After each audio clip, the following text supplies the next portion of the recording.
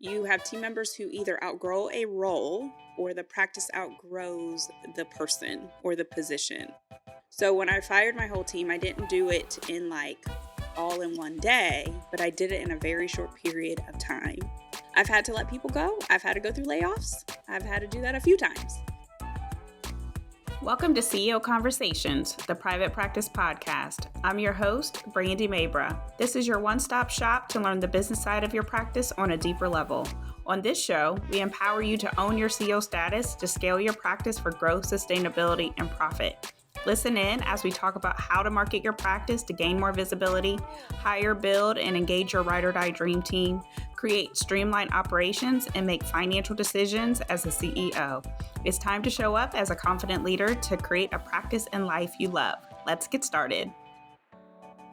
So, hello. Welcome to another episode of CEO Conversations, the private practice podcast. I'm so excited because we are officially in 2025. So welcome to 2025. I hope that you had an amazing, restful holiday season and you were able to take in all the goodness. And if it was a more challenging time for you, then I hope that you were able to find some peace as you navigated the season as well. So I'm excited for this year. I have my word all ready to go. And so my word is audacious. And when I think about the audaciousness of things, one of the things that I've done, which we're going to talk about today and what I've done in the past, is I fired my whole team and I sent out an email. Let me give you some background.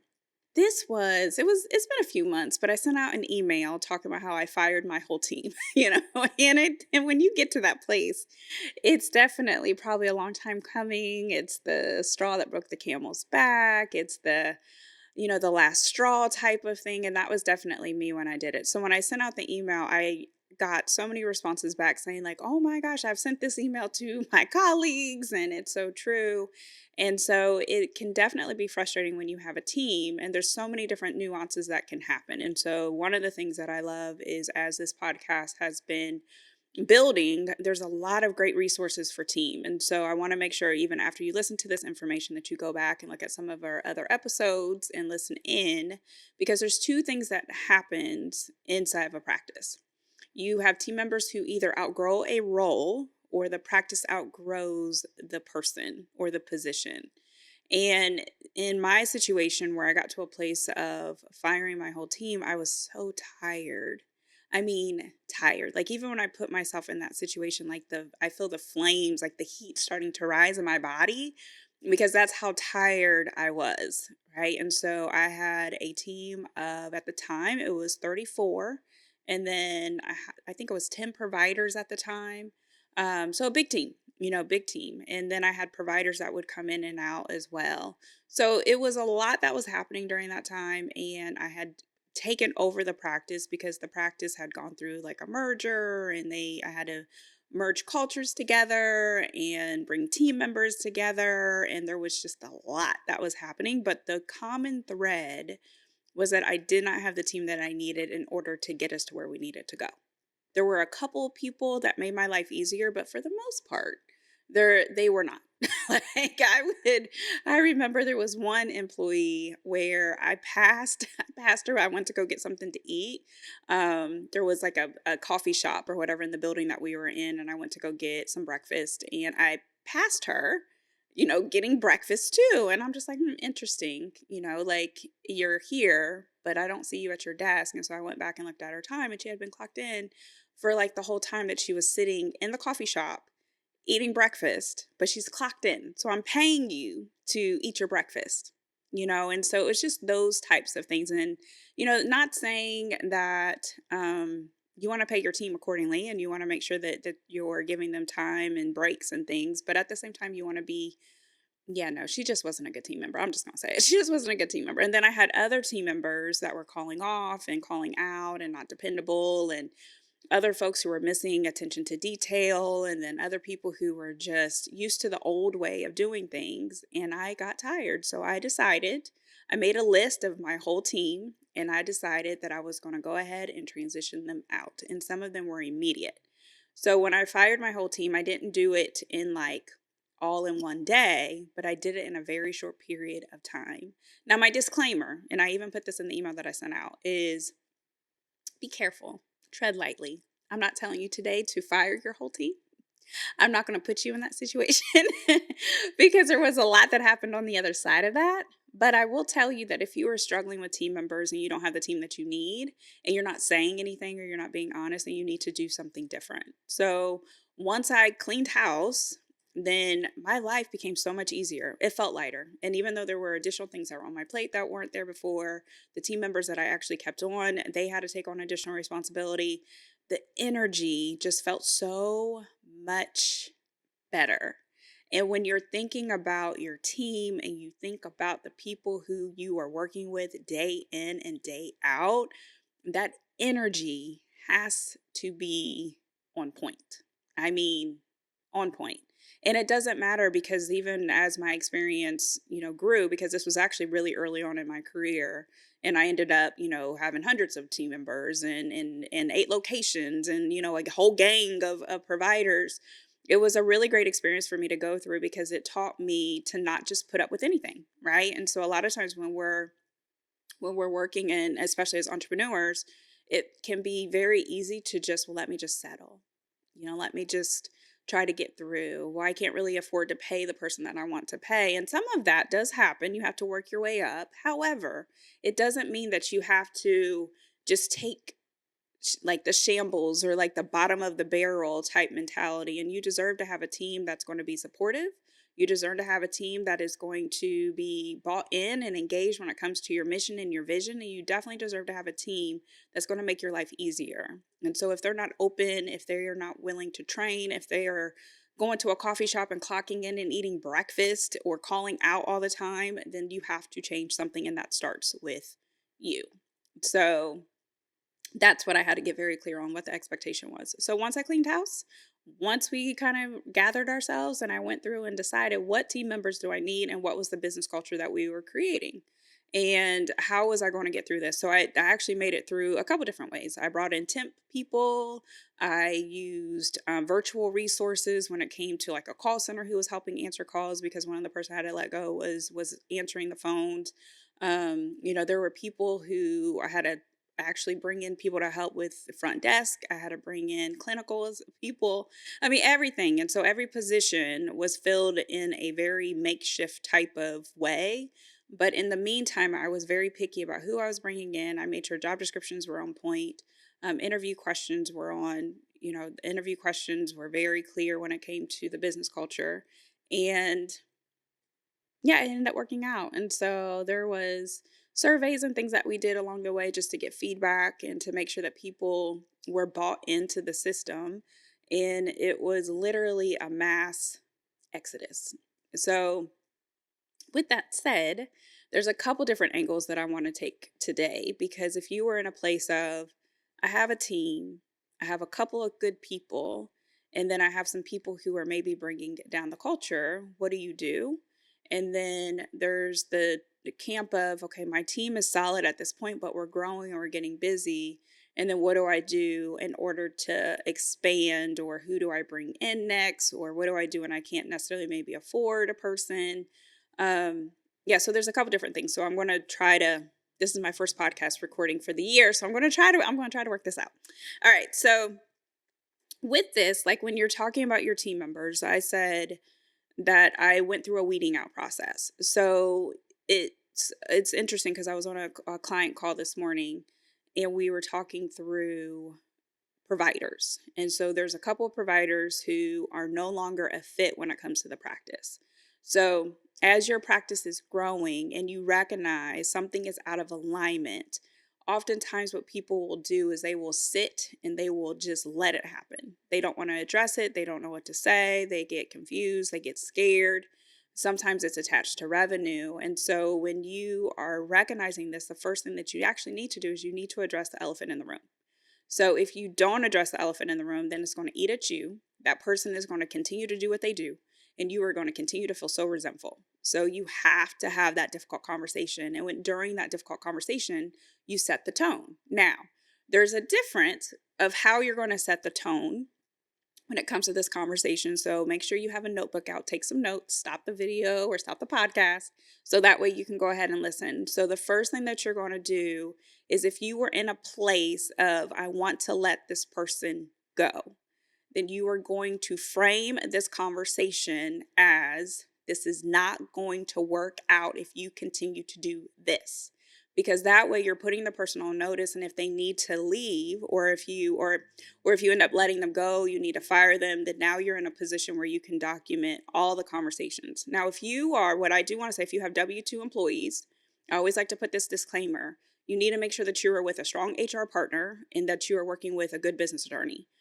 This is no joke, because a lot of times people, they will fire people just frivolously, and then they end up with lawsuits and paying unemployment. And so I want to make sure that if you are in a place where I need to fire someone, that you are taking the proper steps, you are working with the right partners to make sure that you are in compliance as you do this. But as the CEO and as the owner, then you have to take accountability for these conversations. If you have a leader that you're leading, then you as the CEO, so if you have a practice manager, or an office manager, or a COO, or an operations director, or an operations manager, or a clinical director, or a clinical supervisor, or a clinical, all the things, then a clinical manager, then you have to direct them on what to say. And so oftentimes it would be both of you in these types of conversations, if it's an escalated conversation, so that way everybody's on the same page. Or it could be, if you have a clinical director and an operations person, it could be them together having the same conversation.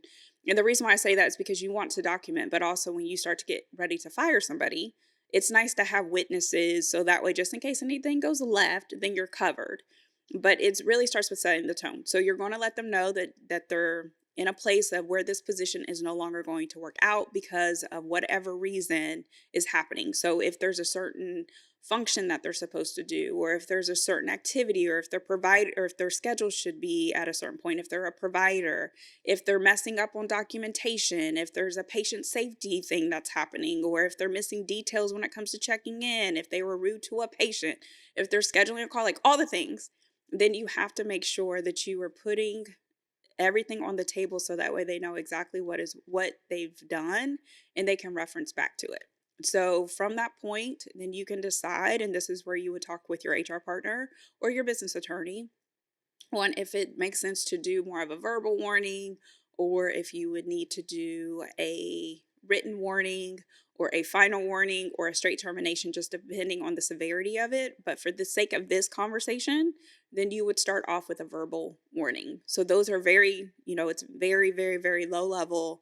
But at the same time, it's more or less of you putting the person on notice. So that is if you want to weed someone out. For the part of, okay, well, I know they need to go, but I'm not too ready, because they are bringing some value to it. So maybe it's an admin person who might be at least answering the phone, right? Sometimes, and I've been in this position, where having a warm body is more helpful than having nobody. So if you have the warm body, but you know that it's not going to work out, you need to prepare behind the scenes, then that's what you're doing. So for example, if you have a provider and you know that they're no longer a good fit, but they are at the same time bringing in revenue, because this is probably one of the biggest questions I get, but they're bringing in revenue, and you've gotten used to that revenue, but they're probably not like there for the long haul, then you would still have the same conversation. How you are going to have the same conversation, though, is going to be a little bit different. It's not going to be the same tone. It would be more or less of, hey, provider so and so, I have noticed that X, Y, and Z is happening. Can you please tell me some more about that? And then giving them what the outcome needs to be. So, for example, I've noticed that your schedule is not as full as what it should be. And you need to be at this amount of patients, or you need to be at this amount of clients, or you need to be at this amount of visits, and you're not there yet. We've had this conversation over the past year, and you were still at the same quota. What can we do to maybe do some things differently? And it's very, very partnerish. Now, what you are doing is that you're going to document that conversation, right? So if it's documentation's late, I've seen a lot with that. Or if it's an admin person, the admin person might not be answering the phone the way they need to, or responding accordingly. It's the exact same thing. You're not in a position to be able to let them go, but you can still hold them accountable, and you can still partner with them. Now, when you start to have multiple conversations, then it's the same thing. Now, we've had this conversation on this, and I'm starting to get a little worried. I'm starting to get to a place where I'm thinking that I might have to write you up, and I don't want to do that. Right. So, what can we do? But it's the same conversation. So, what you're doing is you're putting that person on notice and you're allowing two things. You're still allowing yourself time in order to do what you need to do. So if it's a provider issue, then you're going to go recruit a new provider, right? You're going to be able to, or have someone already in the pipeline. If it's an admin person, you can go ahead and post a position and start to interview for a new admin person. I've done interviews at coffee shops. I've done interviews where I've known, like, just like this person is not going to make it, but I'm still holding this person accountable in the meantime. And the reason why you're doing this is because you have a whole gang of team members that are watching you or watching your leaders. And so you still have to keep people accountable, but how you're doing it is different. And so, one or two things, like I said, will happen. Either that person is going to go ahead and give you your notice or give them the practice their notice and head out, or you're going to get to a place where now you're in a place where you can actually write them up and you can get them out of the practice. But you can see the two different tones. With the person that you're ready to let go, it's more or less just a matter of fact. Like, we've had this conversation over the past X amount of months, X amount of times, nothing is changing. And so now we're at the place where we have to write you up. It's very matter of fact. With the person that you know isn't in alignment and that you're probably not going to be able to keep them, it's more soft, but you're still holding them to the expectation of the practice. You're still having the conversation. So for perspective or like perception, everybody still sees you doing something, right? And then you are prepared when you can actually let that person go to have those conversations. But usually what happens is that person gets tired of having these conversations and they end up getting in their notice, and you're still prepared because you've still either posted a position, interviewed, have somebody that you can reach out to,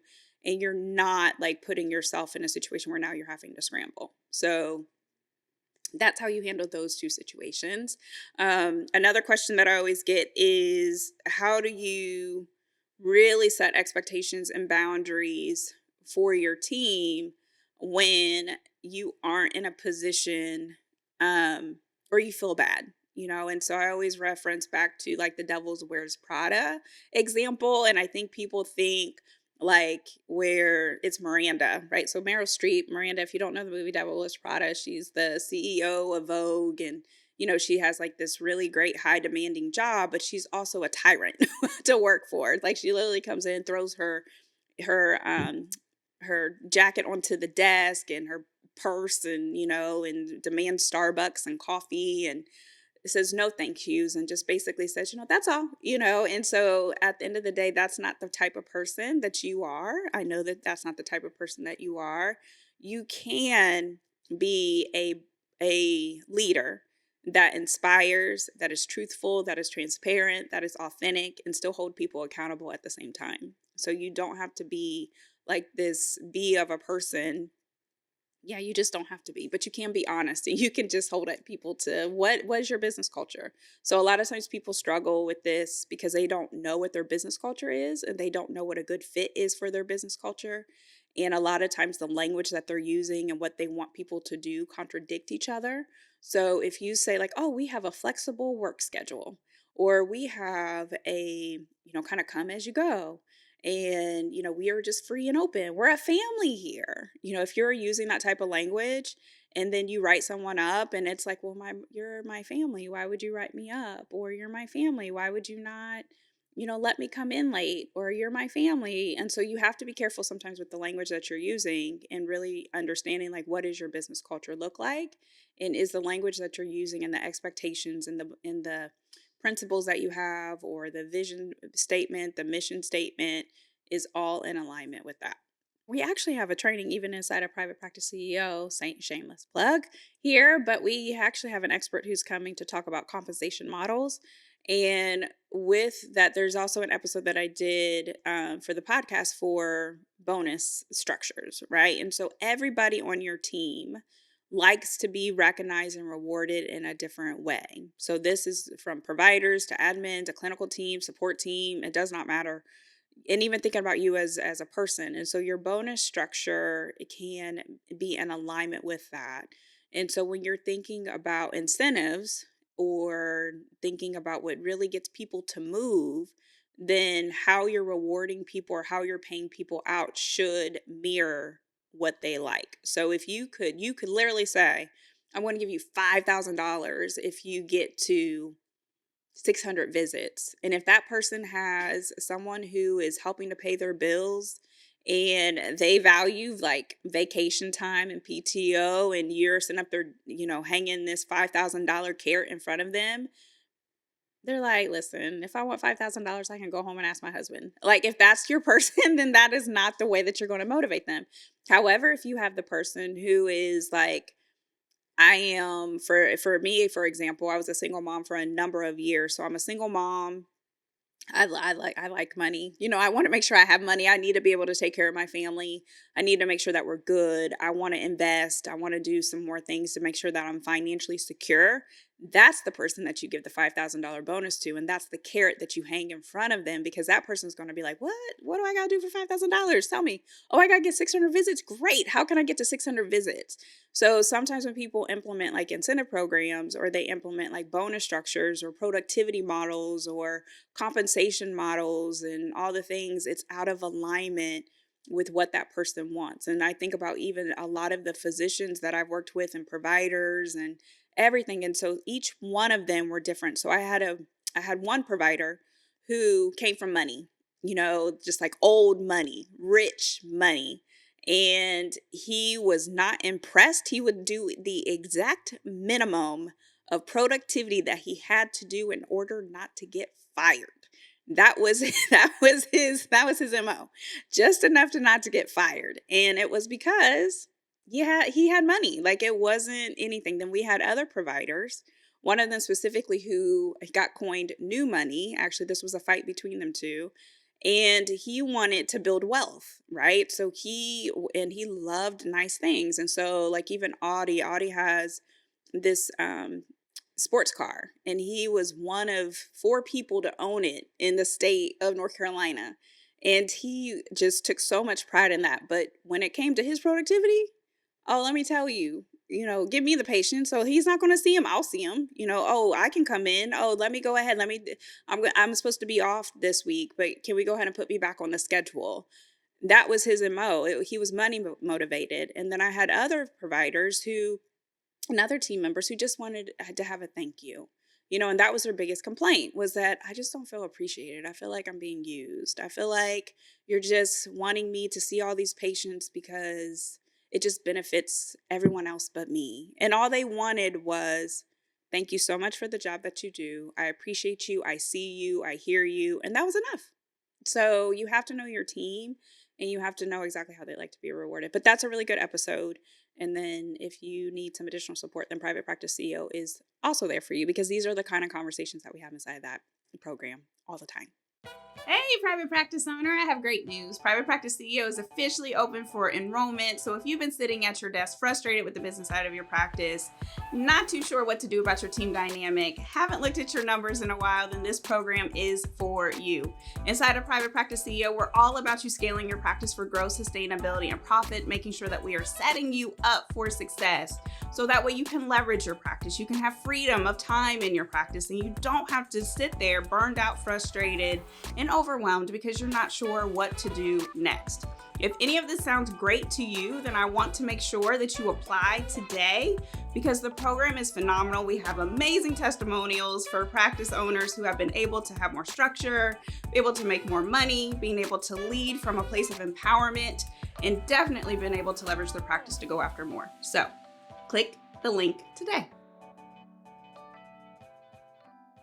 Financially, if you were in a place of, oh no, I cannot afford to keep my team. Financials aren't making sense. It doesn't, like, I just can't do it.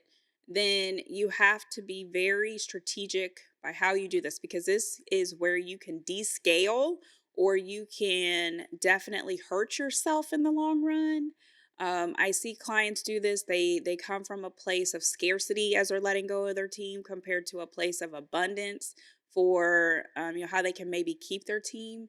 So the first thing is, you want to try at all cost, especially if you have a really great team, to keep your team. If you can find other ways to bring in revenue, or if you can find other ways to maybe even have partnerships, or if you are in a place of even taking out like a loan and just to hold things over until maybe you get through a season. Now, if you are in a financial straits, right, your practice is not profitable. And there is just no way that you can keep your team, or it just does not make any sense, then I am going to tell you, you need to rework either some of how you're paying your team. So maybe there's compensation models that you need to rework, especially when it comes to your providers. Maybe there is some changes that you need to make for how you're paying your team in order to streamline that a bit to give you more money in the bank, more profit. That's something that I would definitely look at. But if you are where I just can't do it anymore and you have to let them go, then that's where you ranking your team is going to be really good. So as you're ranking your team, who are your high performers? I've had to let people go. I've had to go through layoffs. I've had to do that a few times. And I'm never letting go the people who I know I need to rely on to get through a situation, and they're never at the top of the list ever. And I would love to say, and this is just true facts, I would love to say, because this was more in like corporate and a lot of different political games and everything else too. And so from an HR perspective, there were times where we would have to interview set amount of people, but I still knew who I was going to keep, and it was always my high performers. So if you were in a place of having to let people go, you always keep your higher performers, and then you're going to look at who are maybe the lower performers and to have just honest conversations with them. But starting off, like, it's more or less like, how can I make more money, and then how can I rework the expenses in order to give yourself more money? So even going through like, what are you paying for? Are you using everything that you're paying for? Can you eliminate some things? Can you maybe streamline some of your expenses? That's always the go-to first. And if you are definitely in a place of, I am just struggling, I am so struggling, then please, please, please, please, please apply to Private Practice CEO. I cannot tell you about the gem of Private Practice CEO. I probably should just do a whole podcast episode on just Private Practice CEO, and the amazingness that it is. And so I am very proud of that program. I get thanked for that program every single day. And that is no lie. And the reason why is because every single level of support that you would need. So if you are struggling financially and you don't know what to do, or if you are struggling with your team when it comes to leadership and you don't know what to do, if you have leaders or people inside of your practice that just have titles, but they're still learning how to be leaders, but you're still learning how to be a leader, but you need to try to lead them, then guess what? We got you covered in that too, because we actually help train up your team now as well. So at the end of the day, Private Practice CEO is a business program. It is a mastermind where you are with other like-minded people who are inspiring, uplifting. They are amazing, doing amazing work.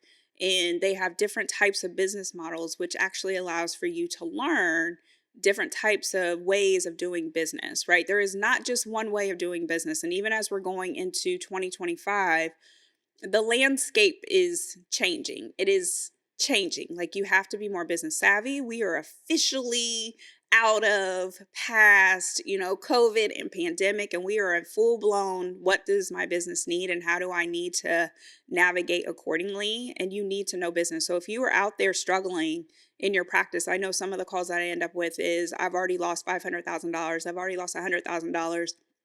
I've already lost $200,000. And it is because of mistakes, costly mistakes. Even if you were in seven figures, because I work with multi-million-dollar practice owners too. And even if you were in that and you were just, happen to have a practice where patients just come in, that does not mean that you were doing well. And it doesn't mean that your business is financially on point. And it doesn't mean that your business is actually sustainable and actually healthy.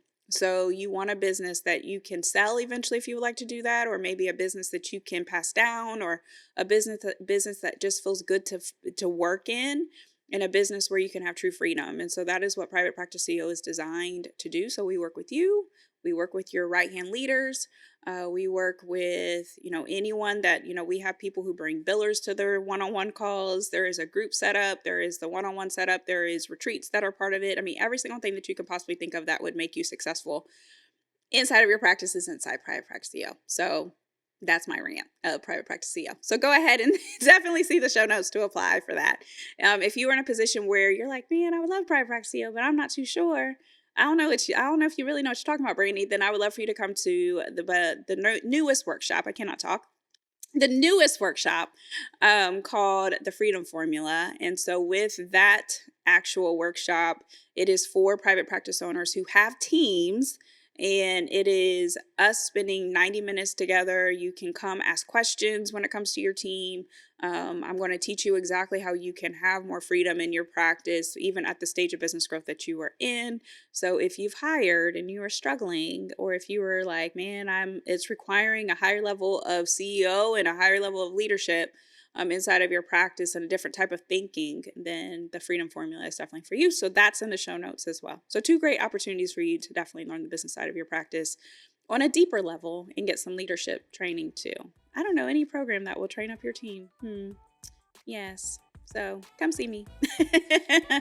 All right. So that is today's episode. So I made it through the first recording of 2025, and I'm sure there's probably going to be some editing that's happened with this, but I will see you guys next time.